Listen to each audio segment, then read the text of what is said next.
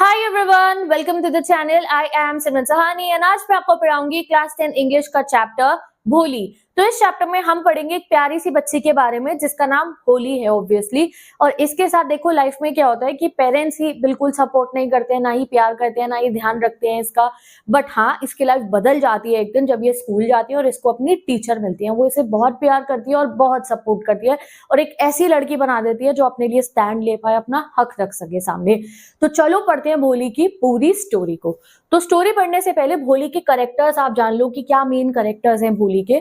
तो पहली main character तो यही है, भोली प्यारी सी बच्ची। दूसरे मेन करेक्टर है भोली के पापा जिनका नाम क्या है, नंबरदार रामलाल। फिर इसकी मम्मी आती है, नाम इनका नहीं बता रखा। इसके 3 भाई है, उनका भी नाम नहीं पता। 3 बहनें हैं, उनका नाम हमें पता है। सबसे बड़ी बहन का नाम क्या है, राधा। दूसरी बहन का नाम क्या है, मंगला। तीसरी बहन का नाम क्या है, चंपा। लास्ट में आती है चैप्टर की जान जो है भोली की टीचर, जो भोली की लाइफ को बिल्कुल ही ना ऐसे बदल डालती हैं। तो भोली की टीचर का नाम तो नहीं पता, बट काम इन्होंने ऐसे करा कि भोली का लाइफ बिल्कुल सुधर जाए। ठीक है जी, तो चलो शुरू करते हैं चैप्टर को। क्यों इसके मम्मी पापा ही ध्यान नहीं रखते थे, इसका ऐसा हो सकता है क्या कभी? तो चलो पढ़ो भोली की कहानी और समझो। तो भोली जो है उसका नाम भोली नहीं है वैसे। भोली का असली नाम क्या है? हर रियल नेम है सुलेखा और सब उसको प्यार से बुलाते हैं भोली। भोली मतलब ये हिंदी का वर्ड है भोली। इंग्लिश में अगर बोलो तो क्या कहेंगे हम? सिंपलटन। सिंपलटन मतलब सीधी सी काफी। जैसे हमारे यहाँ पे कोई भोला सा बच्चा होता है, हम उसे कहते हैं ये बहुत सीधा है, ये तो भोला है भोला, उस टाइप से। अब भोली को ये लोग भोली इसलिए बुलाते थे, उसके 2 कारण थे। एक ये बिल्कुल चुपचाप बैठी रहती थी, दूसरी ये थोड़ी स्लो थी। स्लो क्यों थी वो अभी पता तुम्हें चल जाएगा। अब भोली अपने पापा की 4th डॉटर थी और इसके पापा कौन है? रामलाल नंबरदार, बता रखा है मैंने आपको। जब भोली सिर्फ 10 महीने की थी, देखो इसके साथ में एक एक्सीडेंट हो जाता है। ये अपने पालने में से गिर जाती है, जो कॉट होता है ना बच्चों का जिसमें झूले झुलाते रहते हैं बच्चों को, भोली उसमें से गिर जाती है और इस वजह से उसके सर पे यानी कि जो इसके दिमाग पे कोई शायद चोट लग जाती है और इस वजह से इसकी डेवलपमेंट पे असर पड़ता है। जब ये 5 साल की वो होती है तब जाके बोलना शुरू करती है, वरना बच्चे 1.5 साल में बोलने लगते हैं, बट ये 5 साल की होकर बोलना शुरू करती है। और जब बोलती भी है तो हकला के स्टैमर करके बोलती है और आसपास के सभी बच्चे इसका मजाक उड़ाते हैं, इसलिए बिल्कुल चुप ही रहती है। एंड दैट्स व्हाई इसका नाम रख दिया सबने भोली। अब भोली के साथ एक और हो जाती है दिक्कत कि देखो भोली को ना जब ये छोटी थी स्मॉल पॉक्स का अटैक हो जाता है। ठीक है, स्मॉल पॉक्स होते हैं जैसे चिकन पॉक्स होते हैं ना वो। तो भोली जब पैदा हुई थी ना, वो बड़ी सुंदर फेयर गोरी चिट्टी सी थी, बहुत ही प्रिटी सी लगती थी। बट इसको एक दिन स्मॉल पॉक्स हो जाते हैं। अब स्मॉल पॉक्स के बाद क्या होता है कि इसकी पूरी बॉडी के ऊपर, फेस पे भी एक्सेप्ट हर आईज, पूरी के पूरी बॉडी के ऊपर काले काले धब्बे निशान से पड़ जाते हैं एंड उनको हम क्या कहते हैं? Pock marks.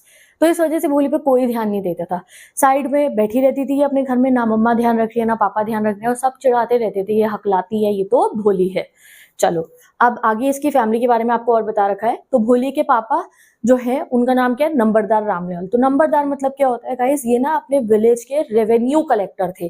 जैसे विलेजेस के अंदर टैक्स कलेक्ट करा जाता था ना, तो ये वो टैक्स कलेक्ट करते थे, गवर्नमेंट के रिप्रेजेंटेटिव थे, काफी अच्छे खासे प्रॉस्परस फार्मर थे, अच्छा पैसे वाला खानदान था भोली का। देखो यहाँ पे लिखा हुआ है भोली सबसे छोटी बेटी थी उस फैमिली की जहाँ पे there was plenty of food and drink. Plenty of food and drink मतलब अच्छा खाते पीते घर की बच्ची थी, ये कोई कमी नहीं थी इसके यहाँ पैसों की। भोली के पापा के टोटल में कितने बच्चे थे इनके मम्मी पापा के? भोली और भोली की सारी बहनों को अगर आप मिला लो तो टोटल में ये लोग थे 7 भाई बहन।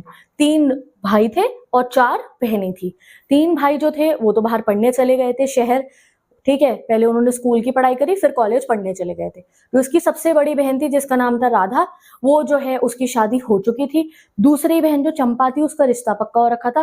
तीसरी जो मंगला थी अभी तो वो छोटी थी और सबसे छोटी हो गई हमारी भोली। ठीक है, अब मंगला की भी जब शादी हो जानी थी तो रामलाल जी को पता था कि मंगला की भी शादी करा देंगे, यानी कि तीसरी बेटी की भी।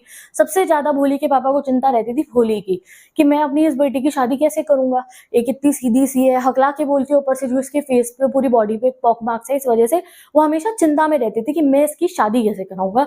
ये चिंता उन्हें हमेशा लगी की लाइफ में एक टर्निंग पॉइंट आने वाला था। जब भोली 7 साल की होती है तो इसकी जो सेकंड बहन थी जिसका नाम क्या था? मंगला, उसकी भी शादी जो है वो हो जाती है। ठीक है, और मंगला की जो शादी हो जाती है तो उसी साल में क्या होता है, भोली के जो है पूरा विलेज के अंदर ना एक स्कूल खुलता है, प्राइमरी स्कूल खुलता है, वो भी सिर्फ लड़कियों के लिए खुलता है, गर्ल्स एजुकेशन को प्रमोट करने के लिए। तो वो स्कूल की ग्रैंड ओपनिंग करने के लिए तहसीलदार आते हैं और तहसीलदार आके रिबन कटिंग करते हैं और समारोह में ओपनिंग करते हैं बड़े से स्कूल की। अब जब वो तहसीलदार आए होते हैं विलेज में तो वो भोली के पापा को कहते हैं कि तुम नंबरदार हो यहाँ ना के, तुम तो हमारी तरफ के टैक्स कलेक्टर हो, गवर्नमेंट के एक बंदे हो, गवर्नमेंट के रिप्रेजेंटेटिव हो, तो तुम्हारे घर में भी बेटियां हैं, तो तुम एक काम करो, अपनी बेटी को स्कूल पढ़ने भेजो, तुम्हारे को देख के और लोग भी अपनी बेटियों को स्कूल पढ़ने भेजेंगे, ठीक है। अब पापा जो है ना भोली की, ये बात सुन के बहुत ही चिंता में हो जाते हैं और फिर वो अपनी वाइफ से बैठ के, अपनी वाइफ की बहुत सुनते थे बातें, वाइफ से बैठ के डिस्कशन करते हैं कि भाई मुझे तो उसने कह दिया तहसीलदार ने कि अपनी बेटियों को स्कूल भेजो। तो उनकी मम्मी क्या कहती है, भोली की मम्मी ये बात सुनकर, अरे नहीं नहीं, ऐसा हम नहीं कर सकते कि अपनी किसी बेटी को हम स्कूल भेज दे, अगर हम इन्हें स्कूल भेजेंगे तो इनसे शादी कौन करेगा। तो ये जो चैप्टर है ना, ये काफी पुराने जमाने का है और इसमें वो सोच दिखाई गई है जो बहुत समय तक हमारी सोसाइटी में चलती रही कि जो बच्चियां हैं उन्हें पढ़ने नहीं दिया जाए, अगर ज्यादा पढ़ लिख लेंगी तो शादी के बाद अपना घर नहीं संभालेंगी। तो सेम इनफैक्ट देखो भोली की मम्मी की भी सोच थी। जब उसके पापा कहते हैं कि हमें उन्होंने कहा है कि हमें अपनी बेटे को स्कूल भेजना पड़ेगा तहसीलदार ने, तो वो कहते हैं नहीं, इनसे शादी कौन करेगा अगर हम इन्हें स्कूल भेज देंगे तो। फिर भोली के पापा कहते हैं नहीं, ऐसा तो मैं नहीं कर सकता ना, मैं उनको मना नहीं कर सकता, तहसीलदार जी की बात के मैं खिलाफ नहीं जा सकता, मैं बहुत टेंशन में हूँ, मैं क्या करूँ। तो फिर भोली की मम्मी सजेस्ट करते हैं कि चलो एक काम करते हैं, ये भोली है ना, इसी को स्कूल भेज देते हैं, क्योंकि वैसे भी इसकी शादी का तो हमें कोई लगता नहीं है कि कौन ही इससे शादी करेगा, ना ये इतनी सुंदर दिखती है, ऊपर से हकलाती है, ऊपर से पॉक मार्क्स भी है। तो एक काम करो, आप इसे स्कूल भेज दो, कल से इसकी जिम्मेवारी स्कूल वाले लेंगे। तो फिर इसके मम्मी पापा डिसाइड कर देते हैं कि अब ये लोग भोली को स्कूल भेज देंगे। तो फाइनली अब भोली की लाइफ बदलने वाली थी, इसको भाई स्कूल में एडमिशन करवा देते हैं। अब नेक्स्ट डे क्या होता है, भोली के पापा रामलाल भोली का हाथ पकड़ते हैं, कहते हैं चलो बेटा मेरे साथ, और वो उसको स्कूल ले जा रहे होते हैं। तो भोली चिल्लाने लगती है, शाउट करती है और अपना हाथ छुड़ा लेती है और उसको नहीं जाना था घर से बाहर। अब क्या होता है, उसके पापा कहते हैं पागल हो गई हो क्या, स्कूल ही तो लेके जा रहा हूँ, क्यों चिल्ला रही हो। तो भोली को अंदर में डर लग रहा होता है, क्योंकि एक दिन पहले 2 दिन पहले ऐसा ही हुआ था कि इनके घर की जो काऊ थी जिसका नाम था लक्ष्मी, उसको, वो बूढ़ी हो गई थी, तो उसको भी इसके पापा ऐसे ही बाहर लेकर गए थे और वो कभी वापस नहीं है, उसको उन्होंने बेच दिया था। तो भोली डर जाती है कि ये पता नहीं मेरे साथ क्या कर दे, ये मुझे ऐसे जो घर से बाहर आज लेके जा रहे हैं, वैसे तो कभी कोई इस पे ध्यान देता नहीं था। तो इसीलिए जो है इन terror she pulled her hand back, और वो जो है कहती है नो नो नो, मतलब मैं कहीं नहीं जाऊंगी। तो रामलाल जो उसके पापा है वो फ्रस्ट्रेट होते हैं और कहते हैं अरे मैं तुम्हें स्कूल ले जा रहा हूँ, एक अच्छी जगह लेके जा रहा हूँ, तुम्हें डरने की कोई बात नहीं है।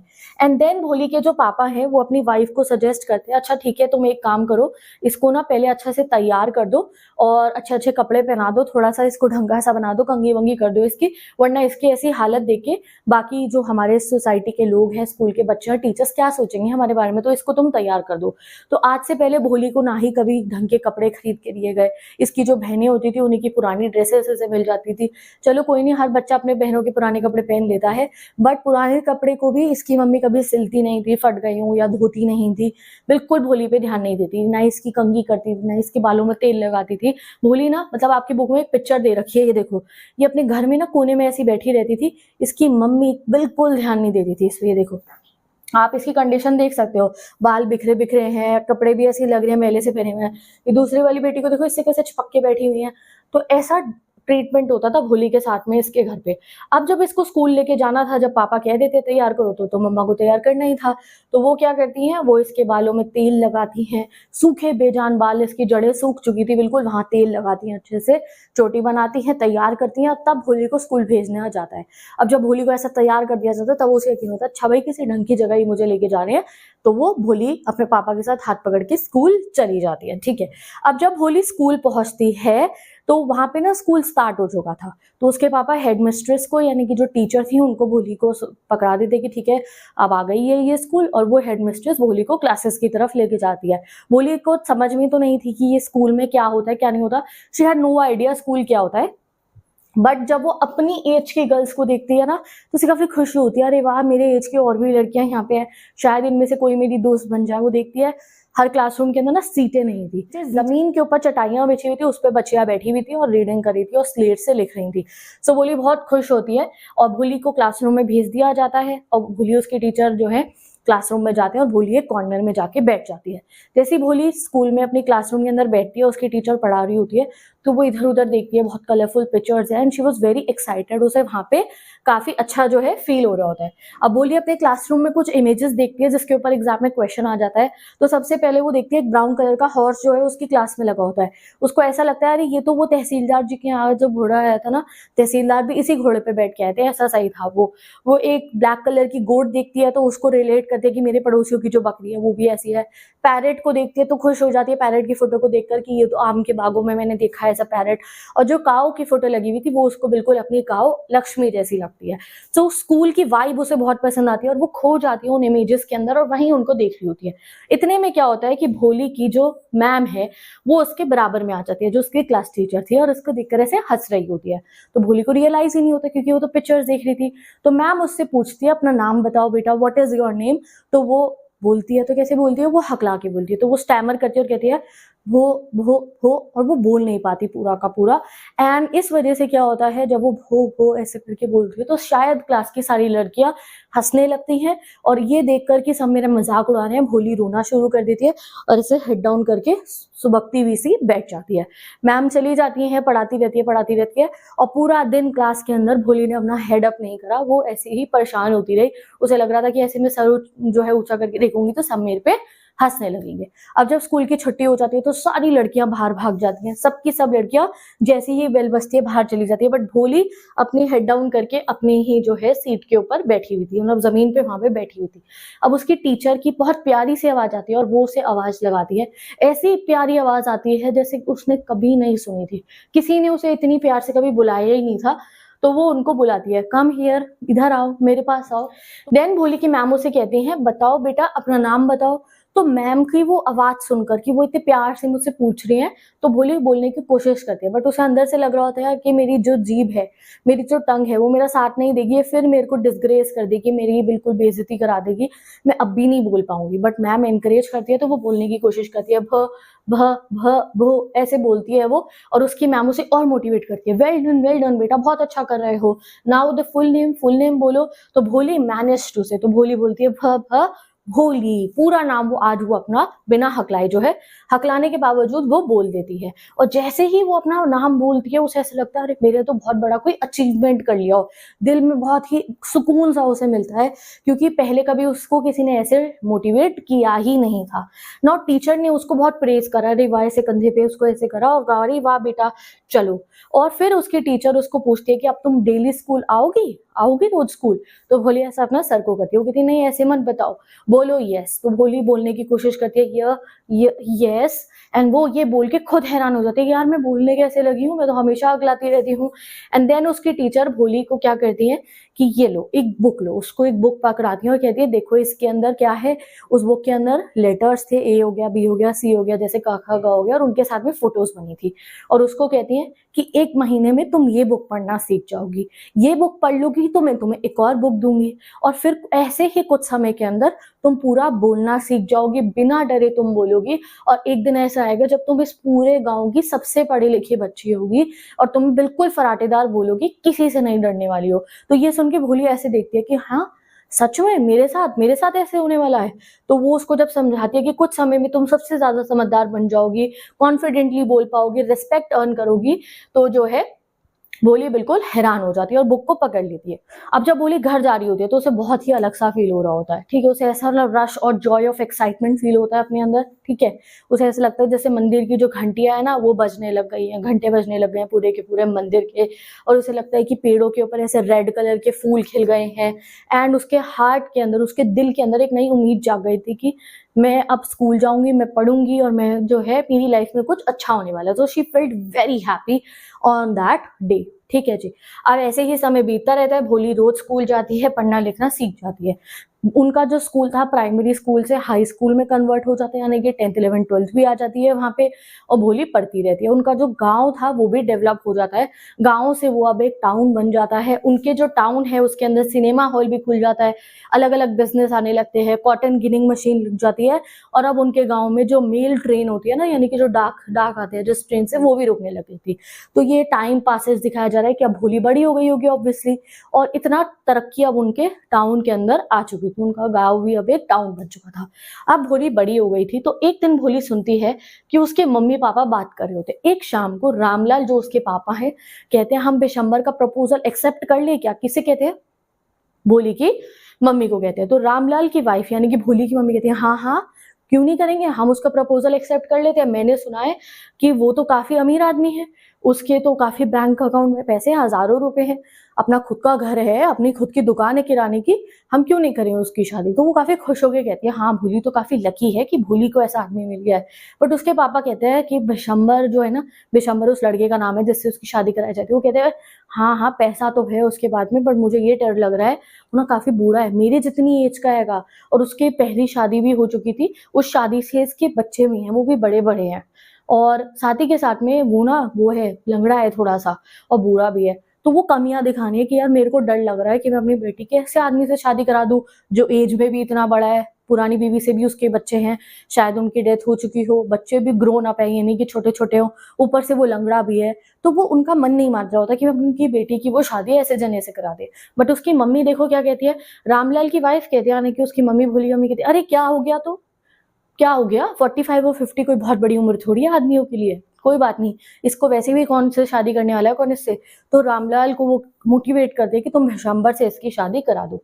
अब ये सब बातें भोली जो है ना एक कोने में बैठकर, वो अपने जो पलंग होता है ना, जो एक तखत टाइप होता है बाहर लगा होता है, खाट आई थिंक सो उसे कहते हैं, उस पर बैठी होती है और वो सारी बातें सुन रही होती है कि उसके मम्मी पापा उसके बारे में ऐसे बात कर रहे हैं। बट वो चुप रहती है कि अपने माँ बाप की इज्जत के लिए वो विशंबर से शादी करने को मना नहीं करती। नाउ आता है शादी वाला दिन, ठीक है। अब जिस दिन शादी वाला दिन आता है तो विशंबर, विशंबर का नाम है विशंबर नाथ, वो अपनी बहुत बड़ी बारात लेकर आता है घोड़े पे बैठ के, बैंड बाजा, रिश्तेदार, दोस्त, बिल्कुल ही बढ़िया सी बैंड बाजा लेके अपनी बारात लेके वो आता है। अब उसकी ऐसी बारात देखकर भोली के जो पापा है ही वाज थ्रिल्ड, उन्हें कभी यकीन ही नहीं था कि यार मेरी सबसे छोटी बेटी जिसकी मुझे लगता था शादी नहीं होगी, उसकी बारात ऐसे धूमधाम से आएगी। तो वो काफी खुश होते हैं अपनी बेटी के लिए। और वहीं पे भोली की जो बहनें हैं, वही बहनें हैं या नागिन है मुझे तो समझ में नहीं आ रहा, वो इससे चिढ़ती हैं कि भाई ये तो जेलस हो जाती हैं कि अरे वाह इतना अमीर पति से मिल गया है। ये नहीं देख रही कि वो बूढ़ा है, लंगड़ा है, इतने बड़े बड़े उसके बच्चे हैं, ये देख रही है कि उस पे कितना ज्यादा पैसा है। अब जैसे ही शादी का समय आता है, वरमाला डालने का समय आता है ना, तो भोली को बुलाया जाता है। भोली आती है रेड कलर का दुल्हन का जोड़ा पहन के, और सामने जो हवन कुंड होता है जिसमें पूरी सेक्रेट फायर लगी होती है, वहां आके भोली को बैठा दिया जाता है। और अब वो गेंदे के फूलों की माला एक दूसरे को, जो वरमाला होती है ना, वो पहनाने वाले थे, ठीक है। तो जैसे ही जो विशंबर है वो गार्लैंड पहना रहा होता है भोली को, तो एक औरत क्या करती है, भोली का जो पल्लू था ना उसने आगे तक ढक रखा था, वो पीछे को कर देती है, नहीं वो घूंघट कहेंगे उसे, हाँ घूंघट पीछे को कर देती है। तो उससे विशंबर को भोली की शक्ल दिख जाती है। और अभी तक विशंबर को ये नहीं पता था कि भोली के फेस पे कोई पॉक मार्क्स हैं या उसके फेस पे धब्बे हैं। और विशंबर जो है शादी कर रहा था, तो विशंबर आपको पता है कोई दहेज भी नहीं मांग रहा था। तो अभी तक विशंबर ने ना ही कोई दहेज मांगा था और ना ही उसको पता था कि भोली के फेस पे पॉक मार्क्स है। तो जैसे ही वो ये पॉक मार्क्स देखते हैं, अपने दोस्त को कहते हैं अरे ये देख इसकी शक्ल कैसी है, इसके फेस पे तो धब्बे है। तो उसका दोस्त कहता है अरे क्या हो गया, तो तू भी तो बुढ़ा है, तू कर शादी, क्यों रुका है। तो वो कहता है नहीं, इससे अगर मैं शादी करूंगा क्योंकि इसके फेस पे पॉक मार्क्स है, तो भाई अगर मैं ऐसे शादी करूंगा तो अब तो मुझे दहेज चाहिए, पहले नहीं चाहिए था, अब चाहिए मुझे दहेज, मुझे 5,000 रुपए दो, तब मैं इस लड़की से शादी करूंगा। रामलाल उसके पापा कहते हैं नहीं नहीं आप ऐसा मत करो, 2,000 रुपए मेरे से दहेज के रूप में ले लो और आप भोली से शादी कर लो। वो कहता है 5,000 नहीं तो लड़की वापस ले जाओ, मैं शादी नहीं करूंगा। रामलाल जी उसके पापा की आंखों में से आंसू आ रहे होते हैं, बट फिर भी वो क्या करे, वो कहते हैं मेरी इज्जत रख लो आप। वो कहते हैं नहीं पैसे दो, नहीं तो मैं जा रहा हूँ वापस। तो रामलाल क्या करते हैं, अपने घर में जाते हैं, ट्रंक में से पैसे निकाल के लाते हैं, 5,000 रुपए गिनते हैं, अपनी पगड़ी के साथ में उसके पैरों में कदमों में उसके रख देते हैं कि आप प्लीज अब शादी कर लो, मेरी इज्जत का सवाल है। रामलाल काफी खुश, जैसे कि कोई बहुत बड़ा गैम्बल उसने जीत लिया, बहुत ही बड़ा जुआ जीत लिया उसने, ऐसे यूं पकड़ता है माला को और कहता है चलो शुरू करते हैं, ठीक है। एंड अब की बार जो है फिर से वही उसको भोली को लेके आया जाता है, ये देखो भोली दुल्हन के जोड़े में, और वो फिर से ऐसे माला पहनाने वाला होता है। अब जब माला वो पहना रहा होता है, फिर से उसको ये आंटी उसका घूंघट नीचे कर देती है भोली का। अब भोली नीचे नहीं देख रही थी सहमी हुई, भोली उसकी आंखों में आंखें डाल के देखती है, और आंखों में आंखें ना कोई गुस्से में नहीं, कोई नफरत में नहीं, कोल्ड कंटेम्प्ट के साथ, एक ऐसा एक्सप्रेशन जिसमें ना काफी कोल्ड होते हैं ना लोग, जैसे जो गुस्सा अंदर ही अंदर ठंडा पड़ा हुआ हो, उस टाइप से ऐसे देखती है उसको। और जैसे ही वो माला पहलाने वाला होता है उसके गले तक लाता है, भोली माला को यूं हटाती है, और वो माला जो आग जल रही थी, पवित्र फायर जो हवन कुंड में होती है ना, उसमें जाके जल जाती है बिल्कुल। और वो कहती है पिताजी मैं इस आदमी से शादी बिल्कुल नहीं करने वाली हूँ। सब लोग आसपास के कहते हैं, हैरान हो जाते हैं कि भाई ये तो हकलाती थी, ये कैसे बोल रही है। कहती है पिताजी मैं इस आदमी से, लालची आदमी से शादी नहीं करूंगी, आप अपने पैसे वापस ले लो, I am not going to marry this man. Ramlal was shocked, Ramlal उसके पापा शॉक हो जाते हैं, ये मेरी बेटी कर क्या रही है। और आसपास के लोग कहते हैं कितनी बेशरम है ये, कितनी अगली है। देखो इस समय भी उसे अगली कह रहे हैं, बदसूरत कह रहे हैं, कितनी बदसूरत है, कितनी अगली है, कितनी गंदी लड़की है, ऐसे बोलते हैं उसके लिए। रामलाल उसके पापा शाउट करते कहते भोली पागल हो गई हो, ये क्या कर रही हो तुम, हैव सम रिगार्ड फॉर इज्जत, हमारी इज्जत का तो ध्यान रखो थोड़ा सा। तो भोली कहती है फॉर योर इज्जत ओनली, आपकी इज्जत के लिए I was willing to marry this old man, मैं इस बूढ़े आदमी से भी शादी करी थी सिर्फ आपकी इज्जत के लिए। But I won't marry such a mean greedy coward, but मैं एक मीन, एक लालची ऐसे कायर आदमी से शादी नहीं करूंगी। गेस्ट उसको शेमलेस बुला रहे थे और ये कह रहे थे, एक आंटी बोलती हैं ये तो कितनी बेशरम है, हमें तो लगता था कि ये एक पागल, एक बिल्कुल सीधी सी गाय की तरह है, देखो ये तो कितनी तेज निकली, एक आंटी ऐसे बोलती है। तो भोली कहती है कि तो मैं बताती हूँ आंटी। भोली वापस मुड़ती है और उस आंटी को कहती है yes you thought I was a डम काउ, तुम्हें लगता था मैं पागल गाय हूँ, मैं तो बेवकूफ हूँ, बट आज वो बेवकूफ बोल रही है और सुन लो मेरी बात, मैं ऐसे आदमी, लालची आदमी से शादी नहीं करूंगी। और बातें सुननी है, सुनाओ अभी। ऐसे बिल्कुल कॉन्फिडेंट होकर भोली बोलती है और बिल्कुल हकलाती नहीं, सब हैरान हो रहे होते हैं। अब बिशंबर ये देख के कि भैया अब तो मैं गया, बिशंबर अपनी बारात लेके वापस चला जाता है और बैंड वाले बधाई का म्यूजिक चला देते हैं। अब धीरे धीरे सारे गेस्ट चले जाते हैं और उनके घर में जो वो आग जल रही थी वो भी बंद हो जाती है, जो वो शादी के हवन कुंड की जो फायर थी अब वो भी बंद हो चुकी होती है, यानी कि बहुत समय बीत गया होता है, 1-2 घंटे हो गए होंगे। एंड अब भोली के पापा आंगन में बैठे होते हैं, भोली भी होती है और उसकी टीचर भी होती है। तो वो कहते हैं कि बेटा अब तुमने ये क्या किया, अब ऐसी सिचुएशन के बाद कि दूल्हा लौट गया बारात लेके, तो मुझसे तो कोई शादी नहीं करेगा, व्हाट यू विल डू। तो भोली कहती है पापा आप चिंता मत करो, जैसे कि बूढ़े हो जाओगे ना जब आप लोग, तो मैं आपकी परवाह करूंगी, मैं आपके साथ में रहूंगी, मम्मी की और आपकी सेवा करूंगी जिंदगी भर। और आप मेरी चिंता मत करो, जो हमारा स्कूल है ना जहाँ पे जैसे मैंने पढ़ाई करी है, मैं आज इतनी कॉन्फिडेंट हो गई हूँ, मैं उसी स्कूल में टीचर बनूंगी और सब बच्चों को पढ़ाऊंगी, है ना मैम। अपनी मैम को बोलती है, किस मैम को, वही मैम को जिन्होंने भोली को बचपन से मोटिवेट करा। एंड उसकी मैम चुपचाप शांत होकर उसे देख रही होती है एंड वो पूरा वो शादी वाला सिनेरियो भी ऐसे देख रही होती है, जो सब कुछ चीजें हुई उनके सामने हुई, तब तो वो बिल्कुल चुप रही। बट आज जब भोली ने अपने लिए स्टैंड लिया और एंड में वो अपने पापा को कहती है कि मैं कोई दुखी नहीं हूँ कि वो लड़का वापस चला गया, मैं अब आपकी सेवा करूंगी और स्कूल में जाके पढ़ाऊंगी, तो उसकी मैम काफी कॉन्फिडेंट फील करती है उस मास्टरपीस में जो उन्होंने खुद बनाया था। तो भोली ने अपने पापा को रिप्लाई करा, डोंट वरी पिताजी, I will serve you and mother in your old age and teach at the same school where I learn so much, isn't it right ma'am. और मैम कोने में बैठी होती है उसकी और कहती है यस ऑफ कोर्स बोली, हाँ बेटा बोली। And in the teachers eyes was the satisfaction of artist contemplating her masterpiece, जैसे कोई पेंटर पेंटिंग बना के ऐसे देखता है ना, वैसे आज उसकी मैम देख रही थी कि वाओ, मैंने एक बच्ची को कितना कॉन्फिडेंस दिया कि आज वो अपने लिए स्टैंड ले पा रही है। ओके जी, तो विद दिस ये चैप्टर आपका कंप्लीट होता है। इस चैप्टर के इंपॉर्टेंट क्वेश्चन मैंने प्लेलिस्ट में लगा दिए हैं, डिस्क्रिप्शन बॉक्स में लिंक लगा दिया, वहां से जाके देख सकते हो। और इस चैप्टर के पूरे notes, summary, short question, long question, word meaning, कि अगर आपको स्टडी मटेरियल चाहिए तो मेरी इंस्टाग्राम आईडी पे मिल जाएगा, links are given, you can go and take it. So bye bye, best of luck.